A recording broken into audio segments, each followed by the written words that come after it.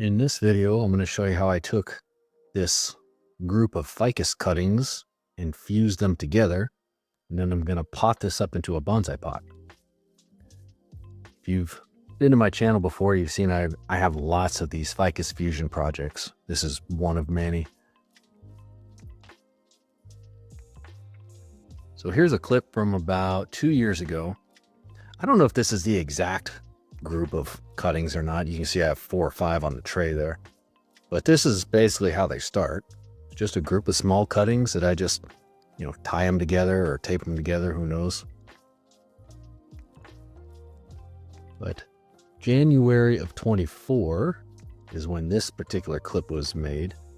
And I had so many, I had to figure out some way to keep track of them better. So I named this one, this just happened to be the first one I grabbed out of my grow tent. So I named it number 1. And I've tried a lot of methods. In this particular method, I taped it up with Teflon tape, just that regular plumber's tape for 99 cents. And then I put wire around the tape. The tape doesn't stop the wire from biting into the bark if you leave it on too long, but it kind of takes the edge off a little bit. Because I forget to take the wire off in time all the time. So I've got lots of them with wiring scars. So I took the wire off of this, and we're going to take a look and see how well the fusion is going. It typically takes about, it just kind of depends on the method, and there's a lot of luck involved. Sometimes the cuttings just sort of line up, and when they line up, they fuse together quicker. When they don't, it gets kind of lumpy, and I'll show you an example of both of those. But it typically takes maybe 2 years for them to start to fuse together, 3 years for them to really be connected.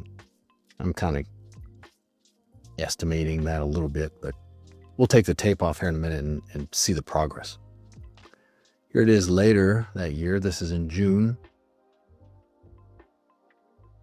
It's starting to take on a little bit of personality now, I guess you could say, where I can distinguish it from other fusions. Here it is that fall in October of 24. I tried this, I don't remember why, but I put a cutting in there as if I need a 4th trunk coming out of that spot. I guess I just wanted to see if it would work. So I stuck a cutting down in there.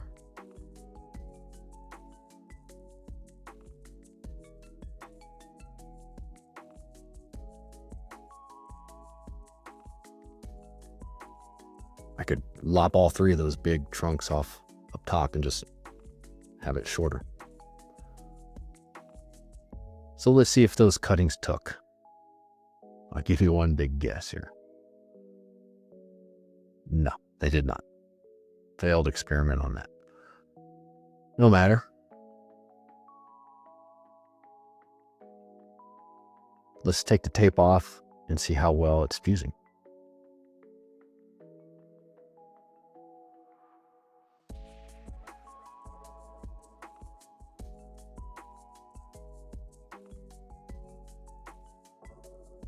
I've since gotten away from the Teflon tape and I use vet tape now. So this one's kind of weird. It's really wide on one side and narrow on the other side, depending on what angle you're looking at it from. But you can see that they're definitely fusing together, or are fused together at this point. So it's going well. So right there's a good example of where the cuttings just kind of all lined up well. And the more surface area that lines up like that, the easier they fuse together. When you braid them, you see people braiding them, and I've done it too. They don't fuse together as well. Definitely not as fast. It looks super lumpy, and it just takes a long time. A lot of growth for it to all kind of fuse together. So one of the reasons I had this branch as long as I did is because there was no growth down below. And then come to find out, one of the 2 is just dead completely. So no need to keep that around. Now, as I'm looking at it, I'm thinking, man, it just looks weird. It's kind of crisscrossed. And so I thought about it for a little bit, and I came to the conclusion that I don't really need it. Because if you look at it, it doesn't flow with the rest of it at all. It just kind of is going completely against the grain. It's not connected in any way. So off it goes. We'll stick it in a different fusion.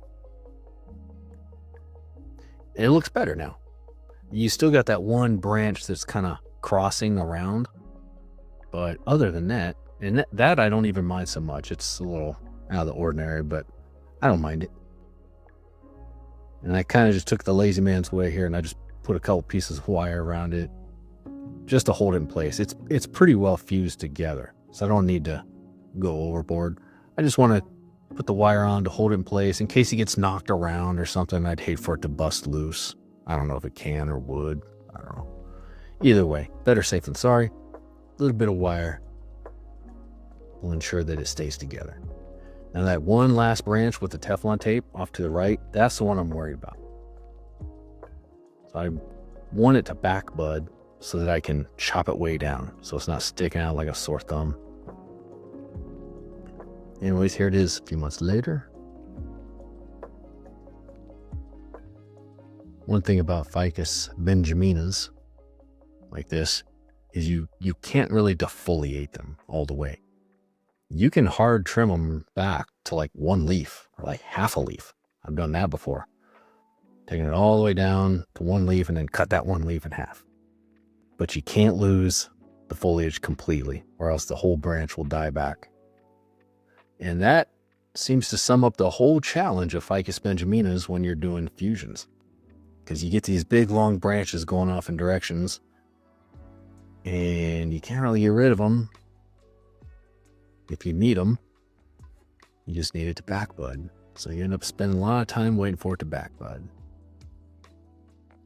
But I take some gambles on this one here in a minute, you'll see. At some point when they're fused together, then I think you can afford to get rid of a branch like that because it's fused with a different branch at that point that might have foliage. Hopefully that makes sense. Anyways, I moved some of the wire up top to kind of hold it together, thinking let's have one main trunk. And we'll address that big, long branch off to the right another day. Fast forward to August. Still looking good. Growing and nice and healthy.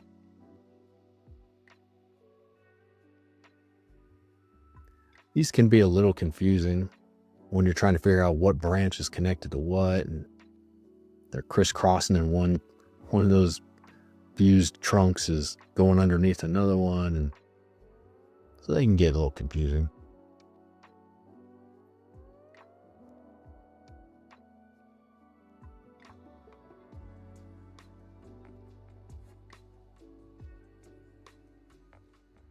Just kind of a look inside there.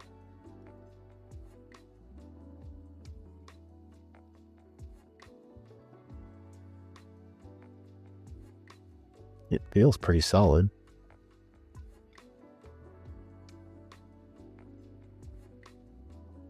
And then here it is, present day, or a couple days ago.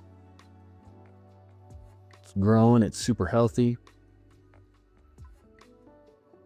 And at first I just wanted to trim it up. I'm trying to get all of my tropical trees ready to bring in for the fall.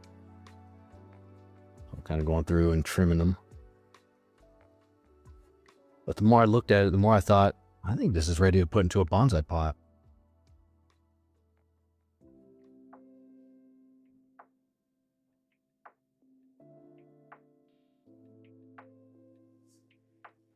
It might not look like a refined, awesome show tree, but there's pros and cons of putting them in bonsai pots.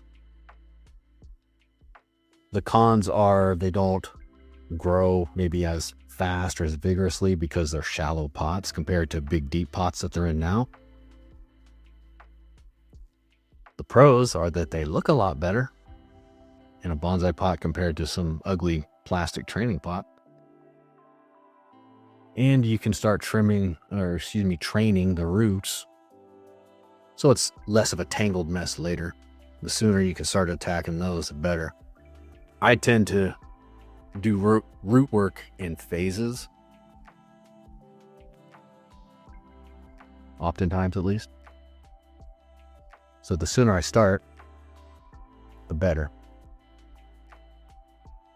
And when I say phases, what I mean is sometimes it takes a lot of effort to get those roots growing outward rather than straight down. And I don't get all the way aggressive the first pass. But as I'm looking at this, I'm thinking we can finally get rid of this giant branch now because we've got back budding. So it already looks a lot better. Just getting rid of that big awkward branch. And I sort of work my way in, take the tape off, see how it's doing, how it's fusing together. Because I had like 3 or 4 branches kind of twisted around. And the more I look at it, the more I think we can take it down even more. It took me a little while, but I sort of traced the lines and figured out which branch was which. And this is where the gamble comes in that I was talking about earlier, because some of those branches don't have any leaves on them at all below it. See, kind of like that. But my gamble is further down toward the trunk. They will be fused with another branch enough that does have foliage that I can get away with it.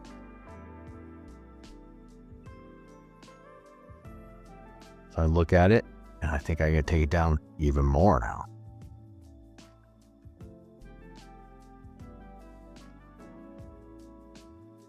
So I do.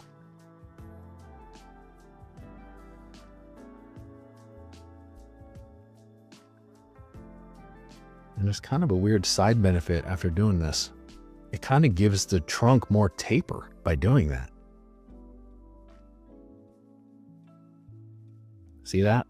See how it's much wider at the bottom? It kind of tapers up, which is good. That's what you want to get. So that's an inadvertent way of getting it.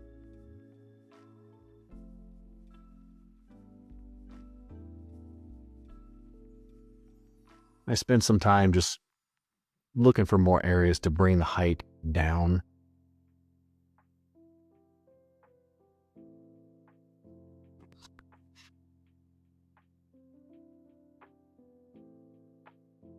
I really just have no mercy on this branch over here. This is the pot that I'm going with.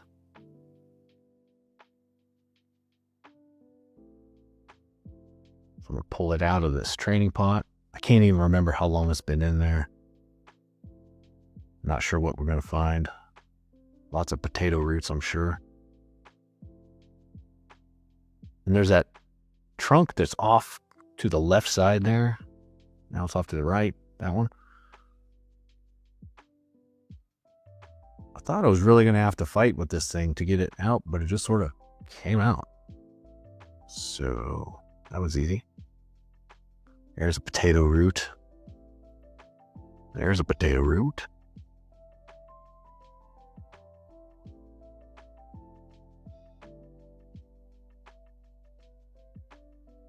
And just get rid of the roots that are crisscrossing or circling or going straight down.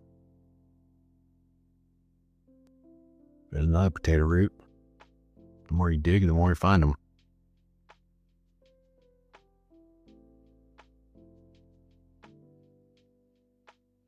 But it did have a lot of nice roots. I took it outside and rinsed it off, cleaned it up.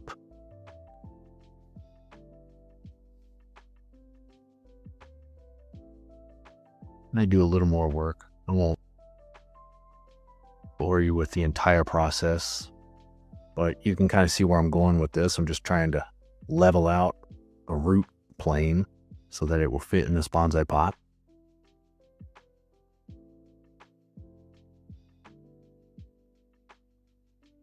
So I sort of chop at it for a while.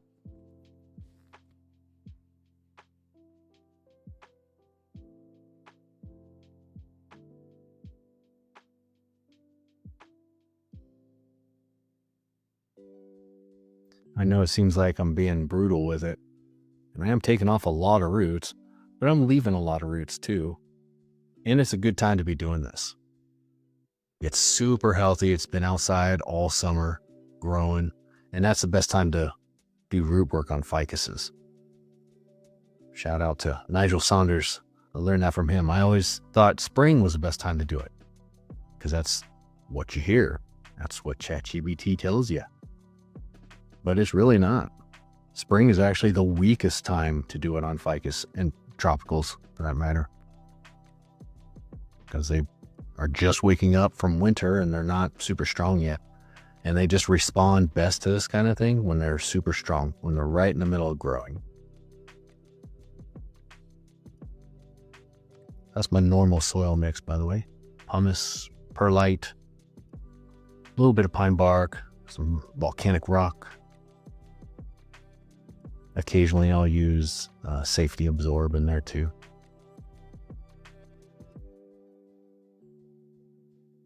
So I get it potted up, work the soil in there real good, make sure there's no air pockets or gaps. Just want to make sure it's in there really good. Then I'll take it outside and let's give it a rinse.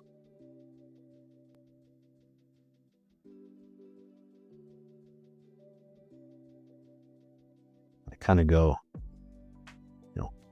sporadic on it a little bit because I sprayed a little, let it drain, sprayed a little, let it drain, since it's not established in there yet.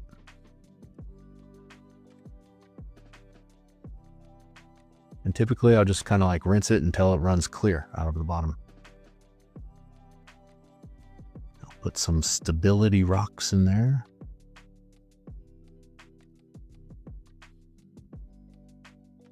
And the one thing about this tree I'll say, I like it. That's for scale, by the way. But what I like about it is the taper, and I guess I just like it all around. But I do want to reduce the height some, by a lot, like maybe half. First chance I get. But that time will come.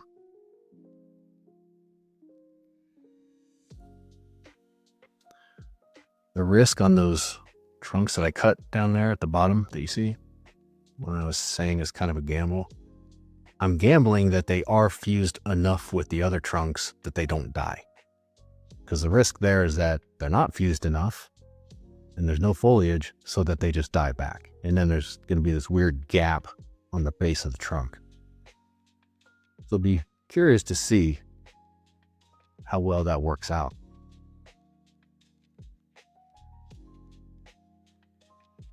There's another look at it. All in all, I'm pretty happy with it. Let me know what you think. There's probably going to be a lot more of these coming soon because I got a lot of them and I'm starting to pot them up into bonsai pots. So be sure to like and subscribe. Thanks and have a good rest of your day.